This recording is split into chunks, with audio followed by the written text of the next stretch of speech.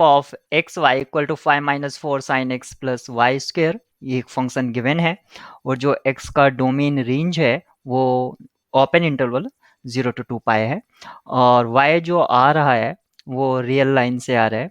The set of critical points of x y f of x y, तो इस function के critical point जो हैं उसका नेचर पूछा गया है।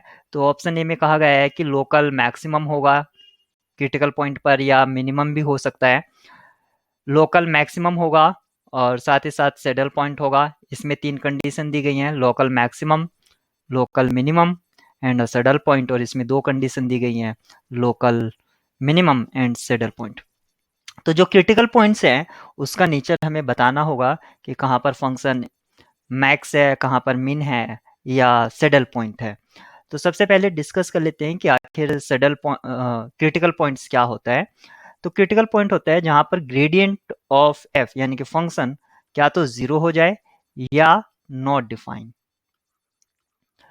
अब ग्रेडियंट जो हम निकालते हैं उसमें पार्शियल डेरिवेटिव्स होते हैं और इक्वल टू 0 के लिए इसका मतलब हुआ partial f with respect to x and partial f with respect to y, both are 0। और नॉट डिफाइन में क्या होगा, अगर क्या तो एक partial F upon partial X या partial F upon partial Y, one of them is 0 और both, sorry one of them is not define और बोथ नॉट डिफाइन। तो इस तरह से हम कह सकते हैं कि क्रिटिकल पॉइंट्स क्या होता है। ये जो कंडीशन है ये एक एक्स्ट्रा इम्पोज कंडीशन है क्रिटिकल पॉइंट्स पर। अगर ये कंडीशन रहती है तो इसको हम स्टेशनरी पॉइंट कह देते हैं। स्टेशनरी पॉइंट वहां होता है जहां पर सिर्फ पार्शियल डेरिवेटिव 0 होते हैं, नॉट डिफाइन वाला केस नहीं होता है। तो यहाँ से हम एक कंक्लूजन निकाल सकते हैं कि सारे के सारे जो क्रिटिकल पॉइंट्स हैं वो स्टेशनरी पॉइंट्स नहीं हो सकते हैं, स्टेशनरी पॉइंट नहीं हो सकते हैं, लेकिन सारे स्टेशनरी पॉइंट क्रिटिकल पॉइंट्स हो सकते हैं या क्रिटिकल पॉइंट होते हैं। तो यहाँ पर हमने ये देखा कि क्रिटिकल पॉइंट्स क्या होता है या सैडल पॉइंट क्या होता है, सॉरी स्टेशनरी पॉइंट क्या होता है। अब जो फंक्शन गिवन फंक्शन है उसको हम देख लेते हैं कि उसके क्रिटिकल पॉइंट्स क्या है। तो गिवन फंक्शन जो है हमें ये है 5 - 4 sin x plus y square. यहाँ पर हमें दे रखा है अगर हम एफ एक्स निकालें तो ये मिलेगा मुझको -4 कोस एक्स, जो एफ एक्स एक्स है वो मिलेगा मुझको 4 sin x। यहाँ से अगर मैं एफ वाई फाइंड आउट करता हूँ तो वो मुझको मिलेगा 2y और एफ वाई वाई मुझको मिलेगा 2। और अगर मैं यहाँ से एफ एक्स वाई निकालता हूँ तो ये मुझको मिलता है 0। अब जो भी कंडीशन है पॉइंट्स का जो नेचर हम चेक करते हैं तो वो कैसे चेक करेंगे, एक तो ये कंडीशन चेक करते हैं f x x f y y minus f square x y. अगर ये कंडीशन ग्रेटर देन 0 है तो यहाँ पर एक्सट्रीमा होगा, मतलब क्या तो मैक्सिमा होगा या मिनिमा होगा। अगर ये लेस देन 0 है तो यहाँ पर सैडल पॉइंट होगा और अगर इक्वल टू आ जाता है तो फर्दर इन्वेस्टिगेशन। यहाँ से हम कोई कंक्लूजन नहीं निकाल पाते, उसके लिए फर्दर इन्वेस्टिगेट करना पड़ता है, डायरेक्ट कोई कंक्लूजन नहीं निकाल सकते। तो यहाँ से अगर हम f x x f y y minus f square x y अगर फाइंड आउट करते हैं तो उसका जो वैल्यू हमें मिलता है वो हमको मिलता है, क्योंकि एफ एक्स एक्स है हमारा 4 साइन एक्स, 4 है 2 है, चेक कर लेते हैं। 4 साइन एक्स यहाँ पर आप देख सकते हैं, ये 4 साइन एक्स है तो 4 साइन एक्स और एफ वाई वाई जो है वो 2 है और एफ स्क्वायर एक्स वाई 0, यानी कि मुझको मिलता है 8 साइन एक्स। और जो एक्स आ रहा है हमारा वो आ रहा है 0 से 2 पाई, और अगर 0 से 2 पाई के बीच में अगर हम साइन फंक्शन का ग्राफ देखते हैं तो ये हमें मिलता है, यानी कि यहाँ तक हमें देखना है पॉजिटिव और निगेटिव दोनों मिलता है। तो यहाँ पर साथ ही साथ ये 0 भी मिलता है, तो हमारे पास तीनों पॉसिबिलिटी हैं, एक्सट्रीमा भी हो, सॉरी मैक्स भी हो सकता है, मिन भी हो सकता है, और सैडल पॉइंट भी हो सकता है। तो जो सैडल पॉइंट होगा इतना, क्योंकि यहाँ पर जो इसका वैल्यू है वो नेगेटिव इस केस में आ रहा है, यानी कि जो हमारा सैडल पॉइंट होगा उसकी पॉसिबल रेंज जो होगी, पॉसिबल मैं एग्जैक्ट नहीं बता रहा हूँ, वो होगी पाई से 2 पाई के बीच में। ये जो रेंज होगी ये किसकी होगी, एक्स की होगी, यानी कि एक्स इसमें बिलोंग करेगा आपका पाई से 2 पाई के बीच में। अब हम यहाँ पर देख लेते हैं, यानी कि टेबल फॉर्म कर लेते हैं। पहले सैडल पॉइंट्स निकाल लेते हैं, sorry not saddle points, critical point. तो अगर मैं क्रिटिकल पॉइंट्स को फाइंड आउट करूं तो वो क्या होंगे वो देख लेते हैं। तो सबसे पहले जो हमारा पार्शियल डेरिवेटिव्स हैं एफ एक्स एक्स और एफ वाई वाई, जो कि एक तो आया था हमारा 4 sin x और एक आया था 2y, ये हमेशा डिफाइन है। जो x है वो 0 से 2 पाई, यानी कि इस पर डिफाइन है, और जो एफ वाई है वो तो रियल लाइन से आ रहा है, तो ये हमेशा डिफाइन है। तो नॉट डिफाइन वाला केस नहीं आएगा, तो एक ही कंडीशन है इस टाइम जो क्रिटिकल पॉइंट हमें देगी, और वो कंडीशन है जहां पर बोथ पार्शियल डेरिवेटिव 0 हो जाए। तो यानी कि बोथ पार्शियल डेरिवेटिव 0 हो जाए, इसका मतलब है partial F with respect to x and partial f with respect to y equal to 0, both equal to 0. It means partial f with respect to x, और इसको हम कह सकते हैं fx equal to 0। तो ये कंडीशन हमें क्या इम्प्लाई कर रही है, 4 sin x equal to 0, और ये इम्प्लाई करता है नॉट 4 sin x, यहाँ पर आपको मिलेगा माइनस कोस एक्स, सॉरी ये minus 4 cos x, this was minus 4 cos x equal to 0। तो x जो होगा, x इक्वल टू क्या होगा, 0 होगा, जहां पर cos 0 होता है वो 0 पॉइंट है एक, तो cos 0 0 पर क्या होता है 1, नहीं तो ये तो 0 तो होगा ही नहीं, cos के लिए हमें चेक करना है। तो जो पहला होगा तो एक होगा π/2 और एक होगा 3π/2। आपको उसका ग्राफ देख सकते हैं, इस तरह से होता है ये कोस का ग्राफ। तो यहाँ पर 0 है तो π/2 है, और एक यहाँ पर 0 है तो ये आपका 3π/2 है। तो 2 पॉइंट्स हमें x के लिए मिलते हैं, यानी कि आप जैसे कि मैं बता रहा था x इसमें बिलोंग करेगा, तो यहाँ पर आप देख सकते हैं 0 और 2 पाई के बीच में बिलोंग कर रहा है। अब दूसरा पॉइंट निकाल लेते हैं, जिससे हमें पता चलता है f partial f with respect to y equal to 0। इसका मतलब हुआ कि 2y equal to 0 implies y equal to 0। So y coordinate हमेशा 0 है, और x कोऑर्डिनेट आपके दो हैं, एक तो π/2 कॉमा 0, एक क्रिटिकल पॉइंट ये हुआ, और दूसरा क्रिटिकल पॉइंट हुआ 3π/2 कॉमा 3π/2 कॉमा 0, दूसरा क्रिटिकल पॉइंट आपका ये हुआ। तो ये जो बना ये सेट ऑफ क्रिटिकल पॉइंट्स है, सेट ऑफ क्रिटिकल पॉइंट। और इस क्रिटिकल पॉइंट के जो सेट है, हमसे पूछा गया था इस पॉइंट पर क्या नेचर होगा, मतलब लोकल मैक्स चेक करना है, मिन चेक करना है, और सैडल पॉइंट।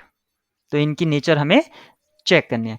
नेचर चेक करने के लिए सबसे आसान होता है कि आप एक टेबल फॉर्म कर लें इस तरह से। ये मेरा क्रिटिकल पॉइंट होंगे, ये मेरी वैल्यू होगी f x x f y y minus f square x y, यानी कि इसका नेचर होगा पॉजिटिव नेगेटिव या जो भी। दूसरा होगा एफ एक्स एक्स या एफ वाई वाई, इसका नेचर होगा, और ये होगा नेचर ऑफ क्रिटिकल पॉइंट। तो यहाँ पर लिख दिया मैंने नेचर। तो पहला जो क्रिटिकल पॉइंट है वो π/2 कॉमा 0 है, अब पाई, और दूसरा जो क्रिटिकल पॉइंट है वो 3π/2 कॉमा 0 है। तो f x x f y y minus f square x y का जो वैल्यू आया था वो मुझको मिला था 8 sin x, अब 8 साइन x जो है 8 साइन x, तो सबसे पहले क्रिटिकल पॉइंट पर चेक करते हैं उसका क्या वैल्यू होगा इस पॉइंट पर। तो साइन 90 यानी कि +1 आएगा, तो ये पॉजिटिव आया, टेबल में पुट किया। अब आप देख सकते हैं यहाँ पर जो एफ एक्स एक्स और एफ वाई वाई का नेचर हम चेक करते हैं, एफ एक्स एक्स या f y y. F y y तो 0 है और एफ एक्स एक्स आपका पॉजिटिव वैल्यू देता है, क्योंकि साइन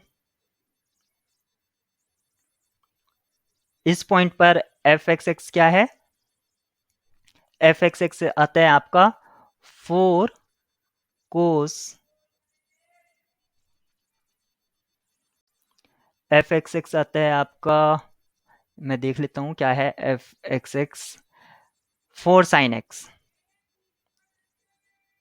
वो है 4 साइन एक्स। और 4 साइन एक्स जो है इस पॉइंट पर π/2, 0 पर ये आपका पॉजिटिव है। तो ये भी हमें पता चल गया है कि ये भी पॉजिटिव है। तो पहला जो पॉइंट है उसका नेचर आया मीन। अब दूसरा पॉइंट का नेचर देखते हैं कि इसका क्या वैल्यू होगा। तो 8 साइन एक्स 3π/2, इस पर इसका वैल्यू जो है वो नेगेटिव आता है 3π/2, 0। तो ये नेगेटिव आता है, तो ये क्या होगा, सेडल पॉइंट होगा। एफ एक्स एक्स और एफ वाई वाई का नेचर चेक करने की जरूरत नहीं है, तो ये हमने बोला saddle point.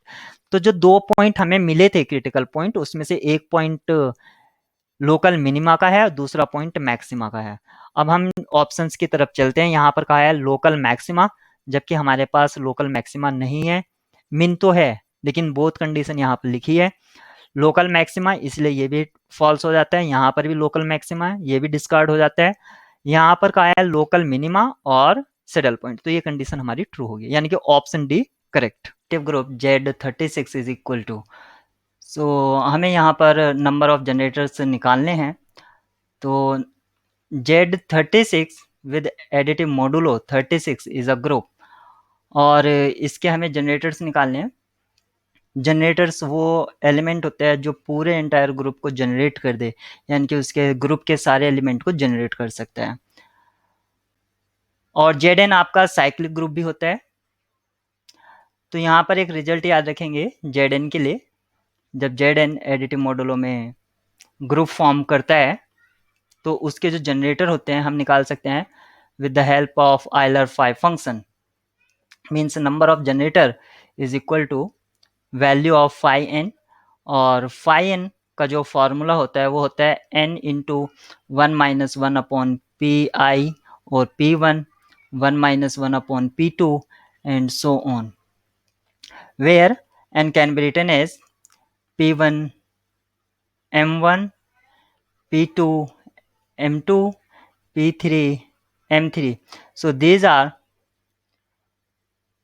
primes. p1 p2 p3 are primes and m1 m2 m3 are powers of prime. So here value of n is 36 and it can be written as 2 square into 3 square.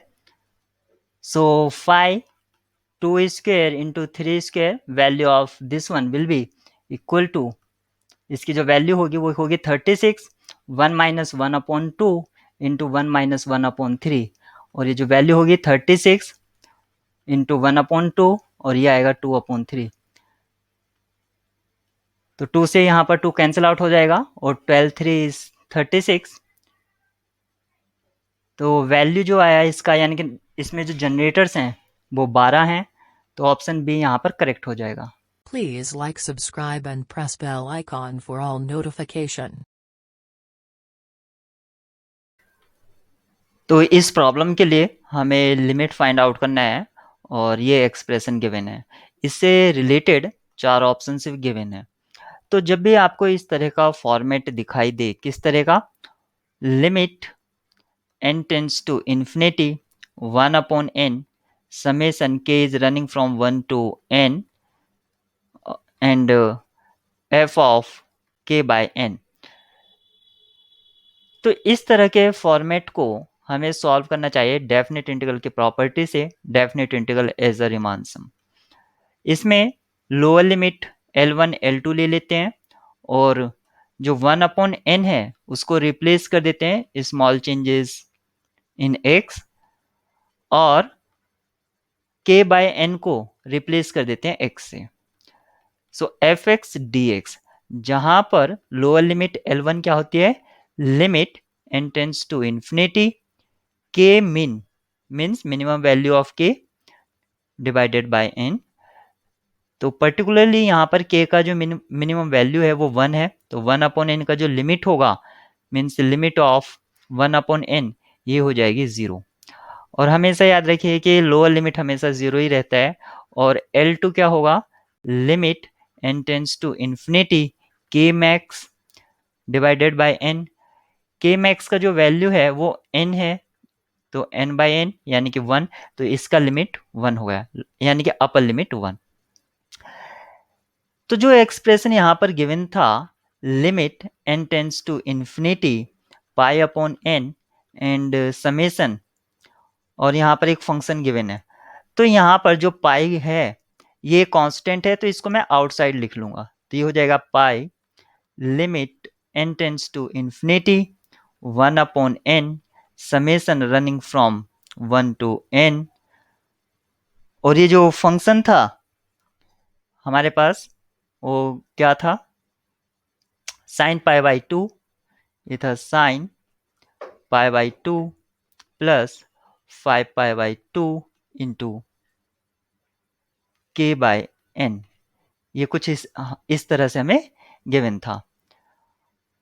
अब यहाँ पर ये जो है ये हुआ मेरा function of k/n।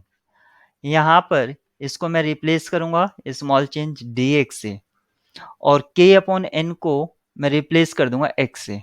तो यहाँ पर मुझे ये जो एक्सप्रेशन था मैं इसको लिख सकता हूँ pi limit n tends to infinity, क्योंकि मैं इसको डेफिनेट इंटीग्रल में लिख रहा हूँ डायरेक्ट, तो अब मुझे लिखने की जरूरत नहीं है लिमिट, तो इसको मैं लिखूंगा पाई, लोअर लिमिट 0 थी, अपर लिमिट 1 थी, 0 to 1, और f ऑफ k/n यानी कि साइन π/2 प्लस 5π/2, और k/n को रिप्लेस कर देते हैं x से dx। तो मेरे पास ये डेफिनेट इंटीग्रल का फॉर्मेट आ गया है। अब सिंपली मुझे इसको इंटीग्रेट करना है, तो ये क्या हो जाएगा पाई 0 to 1 साइन 90 प्लस थीटा, यहाँ पर साइन π/2 प्लस थीटा ऐसे दे रखा है, तो ये हो जाएगा आपका कोस 5π/2 इंटू एक्स dx।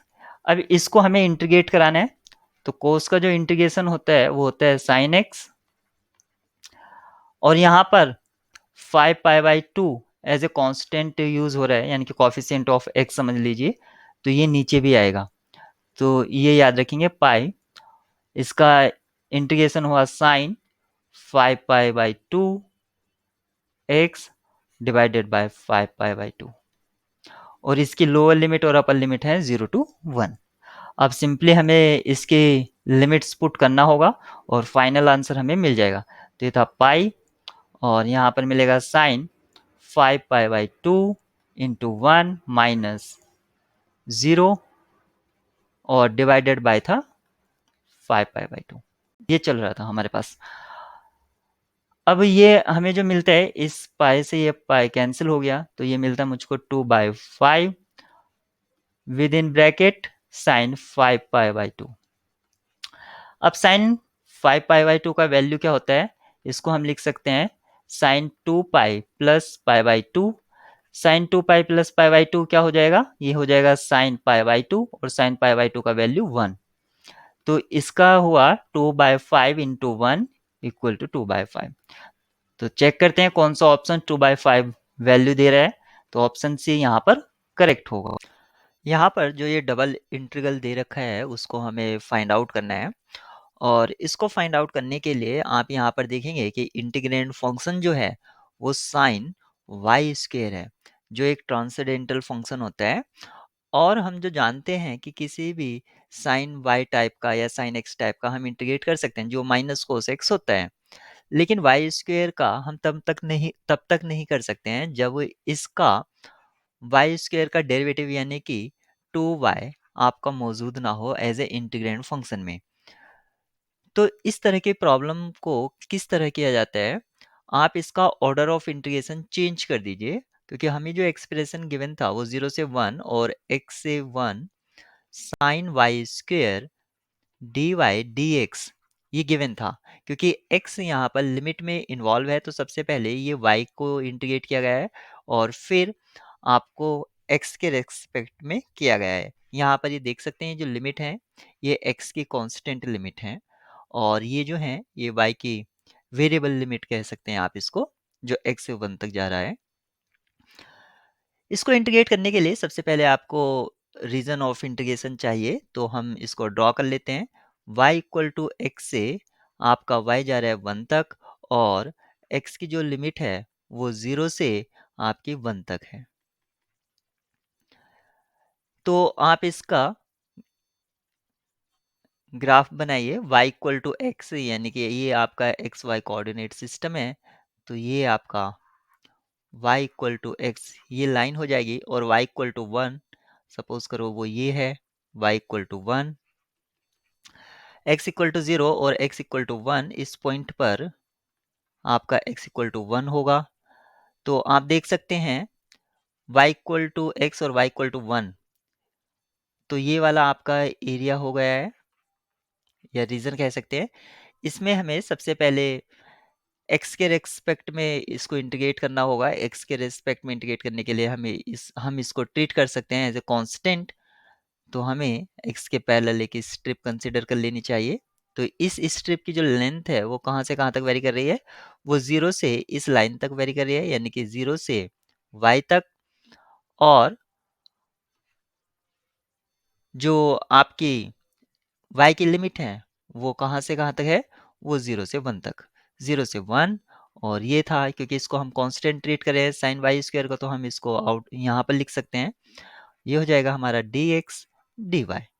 तो यहाँ से मिलेगा 0 से 1 y sine y square d Y.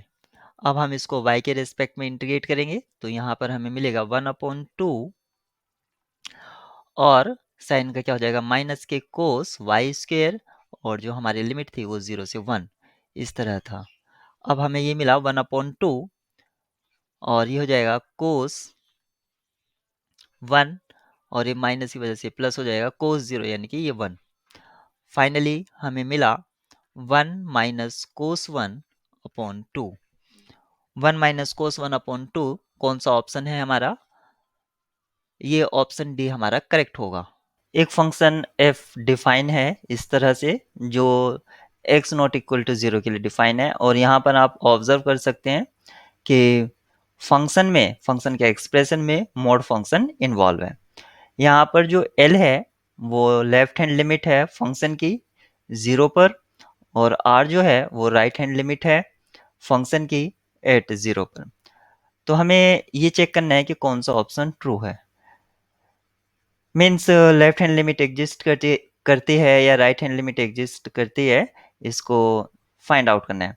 तो जैसे कि फंक्शन यहाँ पर है, सबसे पहले फंक्शन है f x equal to x plus mod x 1 plus x divided by x sine 1/x, and ये जो डिफाइन है x not equal to 0।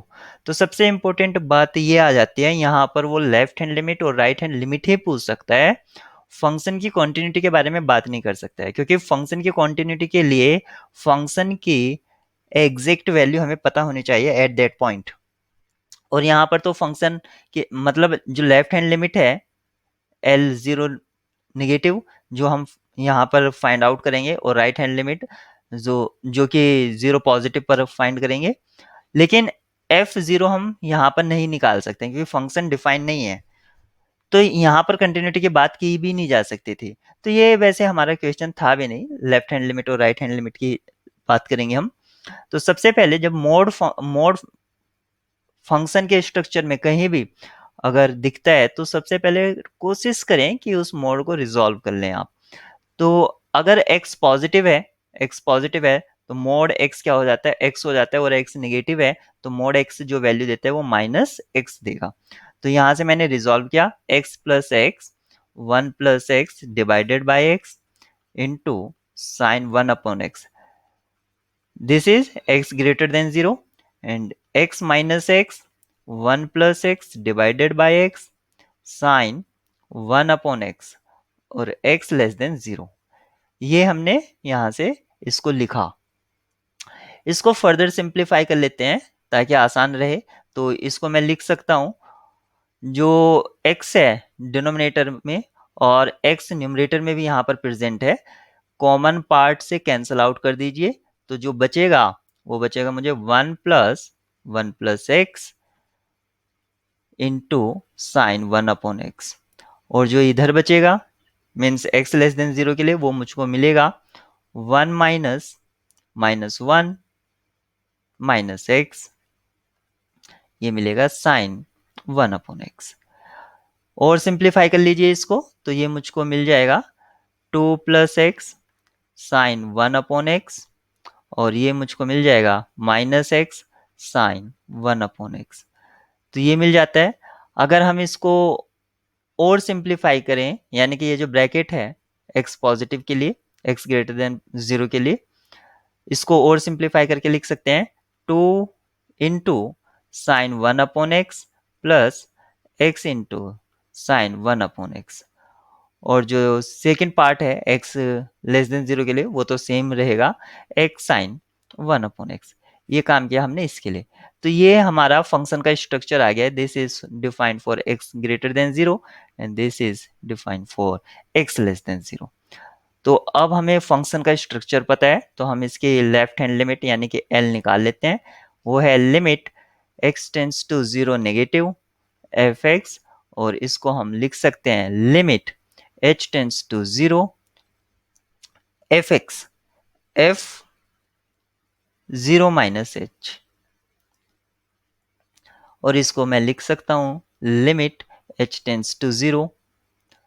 0 negative के लिए जो फंक्शन डिफाइन है वो ये है minus of 0 minus h sine 1 upon 0 minus h, और इसको मैं लिख सकता हूं limit h tends to 0 minus of minus h sine 1 upon minus h। Sine minus x equal to minus of sine x, ऐसा मैं लिख सकता हूं। तो यहां पर ये वाला जो माइनस है इसको नेगेटिव कर देगा, because of minus minus turns to positive, यहां से पॉजिटिव आएगा, फाइनली रिजल्ट जो है हमारा नेगेटिव रहेगा। तो इसको मैं लिख सकता हूं minus of limit h tends to 0 h sine 1 upon h। Sine function एक बाउंडेड फंक्शन होता है, साइन बाउंडेड होता है, और साइन का ग्राफ अगर आप देखें तो ऑब्जर्व इस तरह से कर सकते हैं, ये 1 और -1 के बीच में ऑसिलेट करता है इनटू h। तो जब आप इसकी लिमिट पुट करेंगे h टेंस टू 0, तो 0 इंटू सम बाउंडेड फंक्शन, तो 0 को अगर किसी भी नंबर बाउंडेड नंबर से या कोई भी नंबर जो चेंज हो रहा है अगर उससे मल्टीप्लाई कराएंगे तो उसकी जो लिमिट होगी फाइनली 0 हो जाएगी।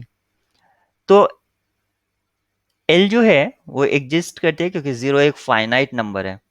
R की बात करते हैं, R यानी कि limit x tends to 0 positive f(x), और इसको हम लिख सकते हैं limit h tends to 0 f of h, because of 0 plus h, और इसको हम लिख सकते हैं जो कि हमारे पास फंक्शन था limit h tends to 0 positive के लिए, जो हमारे पास फंक्शन था वो था 2 into sine 1 upon h plus h into sine 1 upon h। This was the function for defined for positive. तो यहां पर आप देखिए h into sine 1 upon h, जैसे हमने अभी डिस्कस किया था, या जो मैं सर्कुलर पार्ट कर रहा हूं ये आप देख सकते हैं जो ब्लैक से है, ये कुछ इस तरह का फॉर्मेट है। तो इसकी लिमिट तो 0 हो जाएगी, और 2 इंटू साइन 1/h। साइन क्या है, एक बाउंडेड फंक्शन है और इसका कोई भी फाइनाइट लिमिट नहीं आएगा, यानी कि ऑसिलेट करेगा। तो यानी कि इसका जो लिमिट हो जाएगा वो आपका एग्जिस्ट ही नहीं करता। तो इसका इस पार्ट का लिमिट एग्जिस्ट नहीं करता, लेकिन इसका करता है। तो फाइनली आर डजंट एग्जिस्ट, यानी कि एल एग्जिस्ट करता है और आर नहीं करता। इसके अकॉर्डिंग ऑप्शन ए करेक्ट है। अगर इस एक्सप्रेशन का लिमिट हमें गिवन है, जैसे कि √π/2, तो हमें इस एक्सप्रेशन की लिमिट निकालनी है। तो यहाँ पर इस एक्सप्रेशन का लिमिट निकालने के लिए सबसे पहले जरूरी है कि जो इस एक्सप्रेशन में इंटीग्रल यूज हुआ है उसको फाइंड आउट करना। तो हमारे पास इंटीग्रेंड फंक्शन जो है x²e⁻x²dx। अगर हमें इसको इंटीग्रेट करना है तो -x² का जो डेरिवेटिव है वो हमारे पास प्रेजेंट होना चाहिए, और इसका जो डेरिवेटिव है वो है -2x। तो मैं इसको ब्रेक कर देता हूँ, यानी कि इसको प्रोडक्ट के फॉर्म में लिख देता हूँ, x into x e⁻x² dx। और मुझे -2 फॉर्म करने के लिए यहाँ पर मैंने -2 पुट किया और -1/2 आउटसाइड ले लिया, और ये limit t tends to 0 and integral from 0 to t। अब ये मेरा एक तरह से जस्टिफाइड फॉर्म, जिसमें मैं इंटीग्रेशन बाय पार्ट्स लगा सकता हूँ, ये मेरा सेकंड फंक्शन ट्रीट हो जाएगा और इसको मैं ट्रीट कर लूँगा एज ए फर्स्ट फंक्शन। तो इंटीग्रेशन बाय पार्ट से इसको सॉल्व करते हैं। तो फर्स्ट फंक्शन ऐसे ही सेकंड फंक्शन का इंटीग्रेशन ऑफ e⁻x इसका सेम होता है, तो कोई चेंज नहीं रहेगा, यानी कि x इंटू e⁻x², और इसका जो लिमिट है वो है 0 to t, minus of first function का डेरिवेटिव यानी कि x का डेरिवेटिव 1 और सेकंड फंक्शन का इंटीग्रल। तो ये हो जाएगा -e⁻x², और ये इंटीग्रल है फ्रॉम 0 टू t dx। और पूरा जो हमारा लिमिट चल रहा है वो -½ आउटसाइड है, और limit of t tends to 0, limit of this expression is. तो ये हमारे पास एक्सप्रेशन है। अब हमें पता है, जैसे सीक्वेंस में हम पढ़ते थे, limit of xn plus limit of xn plus yn क्या होता है, limit of xn plus limit of yn। इस सेम कंसेप्ट को हम अप्लाई करेंगे तो लिमिट को एक तरह से डिस्ट्रीब्यूट करा देंगे। तो ये जो हमें मिलेगा -½ limit t tends to infinity x e⁻x²,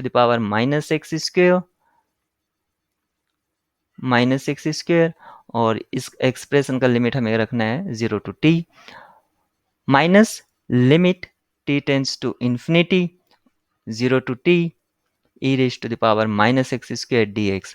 और इस एक्सप्रेशन का हमें लिमिट गिवन है। ये जो हमारे पास एक्सप्रेशन आया इसमें -½ और लेना है, तो ये minus minus turns to positive and half ये रहेगा, तो हाफ। और इस एक्सप्रेशन का हमें लिमिट गिवन है वो है √π/2, तो इसको पुट कर देते हैं √π/2। तो यहाँ से जो मिल गया है वो √π/4 हो गया है। अब हमें इस एक्सप्रेशन का लिमिट फाइंड आउट करना है। तो सबसे पहले जो फर्स्ट एक्सप्रेशन है उसमें अपर लिमिट पुट करते हैं। तो अपर लिमिट पुट करने से हमें ये क्या मिलेगा, t e⁻t², और लोअर लिमिट पुट करने से 0 मिलेगा, यानी कि x प्रोडक्ट में है। तो ये हो गया है -½ और limit t tends to infinity plus √π/4। ये प्रीवियस स्टेप से सेम हमने कॉपी किया है, इसमें कोई चेंजेस नहीं है। अब सिर्फ हमें फर्स्ट एक्सप्रेशन का लिमिट टू फाइंड करना है। तो यहाँ पर आप देखिए, जैसे कि लिमिट पुट करता हूँ, ∞.0 फॉर्म इसमें फॉर्म हो रहा है, यानी कि 0 इंटू इंफिनिटी। तो ये एक इनडिटर्मिनेट फॉर्म है। तो इसको सॉल्व करने के लिए क्या तो हमें इन्फिनिटी बाय इन्फिनिटी फॉर्म में इसको कन्वर्ट करना होगा, या 0/0 फॉर्म में, ताकि हम इसमें L Hopital rule easily apply कर सकें। तो मैंने इसको लिखा t/e⁻t²। अब ये इन्फिनिटी बाय इन्फिनिटी फॉर्म में रिड्यूस हो गया है। तो ये था हमारा half limit t tends to infinity. अब क्योंकि ये इन्फिनिटी बाय इन्फिनिटी फॉर्म में है, तो एल हॉपिटल रूल के अकॉर्डिंग न्यूमरेटर और डिनोमिनेटर का इसको सेपरेटली हम डिफ्रेंशिएट करेंगे तो ये 1 हो जाएगा और ये हो जाएगा e raise to the power t square और t स्क्वायर का जो डेरिवेटिव होगा 2t ये होगा और लिमिट हमारी चल रही है t टेंड्स टू इन्फिनिटी और minus half plus root pi by 4 ये प्रीवियस स्टेप से कॉपी चल रहा है। अब यहाँ पर हम लिमिट पुट करेंगे तो ये जो फंक्शन है एक्सपोनेंशियल फंक्शन ये भी इन्फिनिटी और ये जो 2t है ये भी इन्फिनिटी यानी कि 1 अपॉन इन्फिनिटी टाइप का पूरा फॉर्मेट हमें ऑप्टेन हो रहा है यानी कि 0 को टेंस करेगा। तो पहला जो एक्सप्रेशन था वो फाइनली 0 को चला गया है और जो सेकंड एक्सप्रेशन का लिमिट चल रहा था रूट पाई बाय 4 तो इन दोनों को प्लस करेंगे तो रूट पाई बाय 4 तो फाइनल जो हमारी लिमिट है रूट पाई बाय 4 है जो कि ऑप्शन फर्स्ट में गिवन है यानी कि ए ऑप्शन करेक्ट है।